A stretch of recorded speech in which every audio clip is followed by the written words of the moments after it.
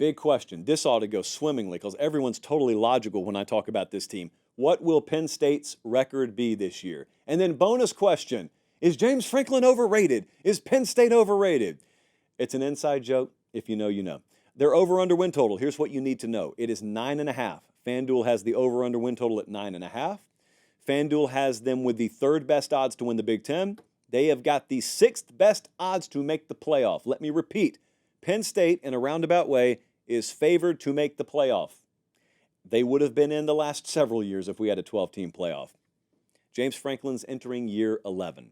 Here's what I think I know about his team. Defense will again be very strong. Very strong.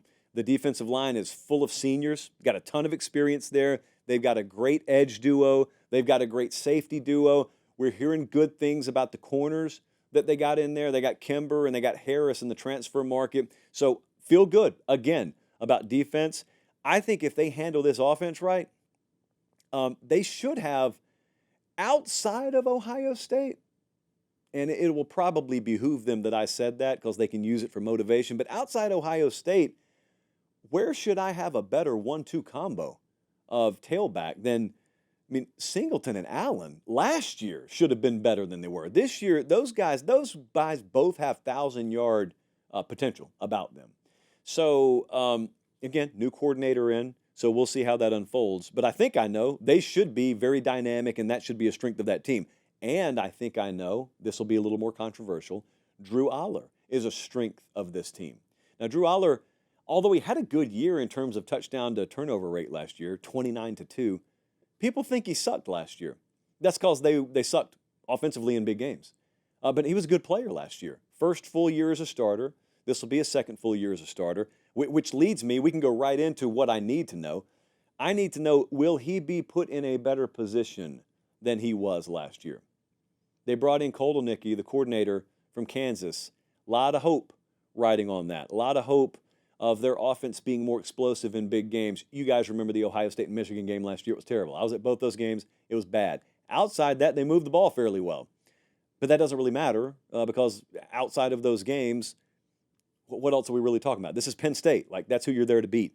Will a wide receiver one emerge on this team? They had Lambert Smith that transferred down to Auburn.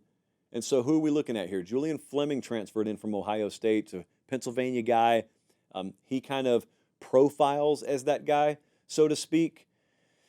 Do they have one? Will this offense generate one? Will there be more opportunity? Tight ends are really good in deep position for them. That'll help a little bit as well. How good are they at corner? That's another question I have. They brought in A.J. Harris, former Central Red Devil, for those of you down in the Bi-City area. They brought him in. They brought Kimber in from Georgia. Davian Collins is a guy who came there 2 years ago, and he's been one of the talks of their fall camp. If that room has come together like they're suggesting it has, losing King and losing Dixon, that should be a weakness. If it's not a weakness, that's a huge bonus for this team. What about the coaching staff? This will be clipped to the ends of the world because everyone wants to know about the coaching staff at Penn State. Well, I've got every one of them graded in this model, and we all know the model does not lie. I'm going to give you comps. A lot of times I tell you where the guys are rated. I'm going to go one step further for Penn State. I'm going to tell you where the model places these coaches. James Franklin would be sandwiched kind of in between a Dave Doran, a Matt Campbell, Brett Bielema. Brett Bielema is a pretty highly rated coach, by the way. That's where he would profile. Andy Kotelnicki, the new offensive coordinator. You want to know who he'd be right up against? Bobby Petrino. So, if anything, a very fun season ahead for Penn State's offense. The offensive support staff here is kind of average, by major college football standards. The defensive support staff is excellent, very, very good, and that's not a surprise. They are below Oregon and above Michigan State, sort of as a coaching staff at large. That's about where we would place their staff grade. Right below Oregon, right above Michigan State. Michigan State's not going to win many games this year. Michigan State's got a pretty good coaching staff that no one knows about. So that's what the model thinks about Penn State's coaching staff. Notice no one said the word elite. No one said the word great. No one said the word top five. And yet, if they go 10-2 this year, people will call them overrated. The schedule sets up very well. It's very favorable. Now, don't overlook week one. Week one, no one's talking about it outside of these fan bases. Penn State at West Virginia has Rock Fight written all over it. When you got a new coordinator and you're trying to fit many new pieces in, and meanwhile, Neil Brown's up there no longer on the hot seat, and he's got his quarterback back, it could be a very, very challenging week one game. I want to say Penn State's favored by like 9 or 10 right now, but they only play 2 teams in the top 25. And Ohio State's at home. Look at the last month of their season. Washington, at Purdue, at Minnesota, Maryland.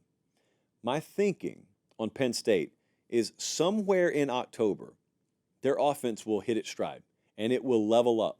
It will not be out of the gate, but at some point it'll level up and you'll find yourself in early November saying, wow, this looks like a really different team. And if that's the case, they're going to get fat on the last 4 weeks of their schedule, and they're going to have momentum on their side, and they'll get in the playoff if that happens. They have a huge bye edge in that Wisconsin game. They go to Southern Cal, then they got a bye week. So they're fully rested. They go to Madison. Wisconsin is off back-to-back road games, no bye. They go to Rutgers, which is in New Jersey. The next week, they go to Washington, which is in Seattle, and then they complete a back-to-back road with a cross-country leg, and then they got Penn State at home, no rest. Penn State's fully rested. So the best case scenario for Penn State this year is an undefeated season, and I'm going to tell you why. Because there are no huge underdog spots on here. They've got Ohio State at home. We've got the number on the game. You can go bet it right now. Ohio State's favored by 3.5 in Happy Valley. They go to Southern Cal. Penn State will either be favored or a very small underdog. There is certainly a path for them to win every one of these games. I've got their worst case scenario at 8-4, and I've got them going 10-2. I flirted with 11-1.